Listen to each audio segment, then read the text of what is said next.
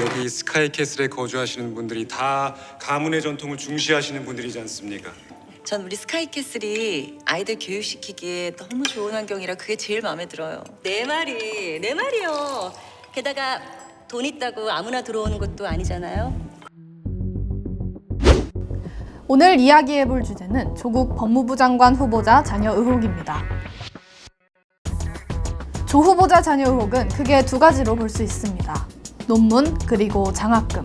조 후보자 자녀는 2008년 고등학교 2학년 재학 중 단국대학교 의과대학에서 진행하는 인턴십 프로그램에 참가합니다. 그리고 2009년 출산 전후 허혈성 저산소 뇌병증에서 혈관내피 산화질소 합성효소 유전자의 다형성이라는 제목의 논문의 제1저자가 됩니다. 6장 분량의 영문으로 작성된 이 논문.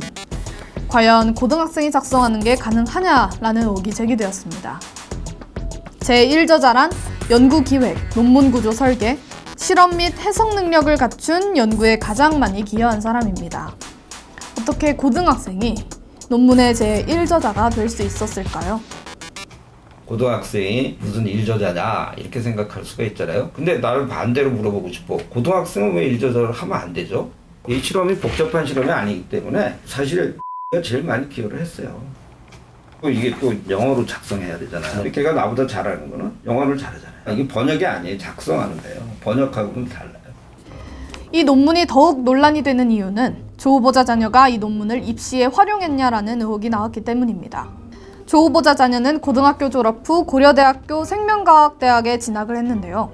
이 생명과학대학에 수시 전형으로 입학을 했습니다. 그런데 이때 이 논문을 제출한 의혹이 불거진 것입니다. 만약 논문이 잘못되었으면 해당 입시 과정에도 문제가 생길 수 있는 것이죠. 두 번째 의혹은 장학금 특혜입니다. 조 후보자 자녀는 2014년 서울대 환경대학원에 입학하고 2학기를 다녔습니다. 그런데 이 2학기 연속으로 장학금을 받게 되는데요. 바로 부산대학교 의학전문대학원에 진학하게 됩니다. 서울대 환경대학원에 재학하는 2학기 동안 부산대 의전원에 들어가기 위해 원서를 쓰고 준비를 하며 성실히 보내기는 어려웠을 것입니다. 조 후보자 자녀가 서울대 대학원에서 받은 장학금은 관학회에서 준 것인데요. 원래 이 관학회에서는 환경이 어렵지만 열심히 공부하고자 하는 학생에게 장학금을 지급했다고 합니다. 형편이 어렵지 않고 성실히 학업에 집중하지도 못했을 조 후보자의 딸에게 어떻게 이 장학금이 지급된 것일까요? 부산대학교 의학전문대학원에서도 조 후보자 딸이 장학금을 받게 됩니다. 이곳에서는 총 6학기 동안 장학금을 받는데요. 이 장학금은 조 후보자의 자녀의 지도교수가 만든 소천정학회에서 준 것입니다. 조 후보자 자녀는 부산대 의전원에 입학한 첫 학기에 3과목을 낙제하게 됩니다. 낙제를 한 학생에게 장학금이 주어지는 것이 참 의아한데요. 지도교수의 입장은 이렇습니다.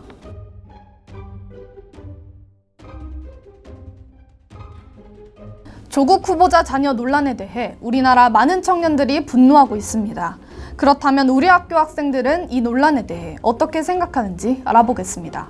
임명을 강행할 수도 있는 하루가 시급한 이 시기에 아무런 조치가 일어나지 않고 방관하고 있는 이 학생 본부에게 먼저 알리고 싶습니다. 저는 특권으로 얼룩진 특혜에 분노합니다. 그리고 불법은 아니라는 말로 우리의 박탈감을 더욱 심화시키고 부정하고 불공평한 행동들을 정당화하는 모든 고위층에 분노합니다. 그리고 저는 감히 주장합니다. 우리가 분노해야 할 것은 편법을 저지른 그 사람 한 명만이 아니라 이들을 포함해 불공정한 입시제도와 교육정책을 당연시하는 기득권, 그리고 그 제도와 정책이라고 말입니다. 교육은 강자를 위한 것이기보다는 사회적 약자를 위한 것이어야 한다라고 생각합니다. 그런데 수도권에 집중되어 있었던 입시 경쟁을 완화해보겠다며 입시 평등을 외치며 도입한 이 수시 제도가 어째서 불평등한 입시 수단의 최전선에 있고 황금 사다리가 될 수 있었단 말입니까? 저는 우리 부산대학교 학생들이 너무도 자랑스럽습니다. 그러나 현재 대학 본부는 전 국민의 분노와 우리 부산대 학생들의 분개에도 침묵과 무대응으로 일관하는 무책임한 태도로 더 이상 조사할 것이 없다며 이 사건에 임하고 있습니다. 그분의 따님한테 준 장학금이 학칙 어긋나지 않고 그게 적법하다면 왜 굳이 기득권의 사람들한테만 그런 융통성을 발휘하는 것입니까? 왜 진짜로 힘들고 정말 어떻게 해야 될지 모르고 부모님도 정말 힘드시고 아프시고 그런 사람들한테, 그런 학우들한테는 왜 한 번도 그런 융통성이 발휘되지 않았는지 전 모르겠습니다. 이번 사태를 보면서 전 국립대에서조차 이런 일들이 불공정성과 불합리성이 있었다는 것에 대해서 너무 실망을 했습니다. 기득권이나 그런 사람들이 더 이득을 많이 가져가는 것이 아니라 정말로 어렵고 힘들고 필요한 사람들이 교육의 기회를 얻어야 한다고 생각합니다. 여기 모이신 분들은 이번 사태에 대해서만 생각하지 마시고 앞으로 우리의 교육과 그 힘든 개인에 대한 지원 이런 것이 어떻게 이루어져야 되는지 한번 같이 고민해 주셨으면 좋겠습니다. 네, 그분들 그런 기득권층 세력들이 이제 해온 행적들을 보면서 주어진 기회 그리고 그분들한테 주어진 기회가 다르다는 거를 저는 알고 있어요. 기회가 불공평하다는 거를 정말 알고 있습니다.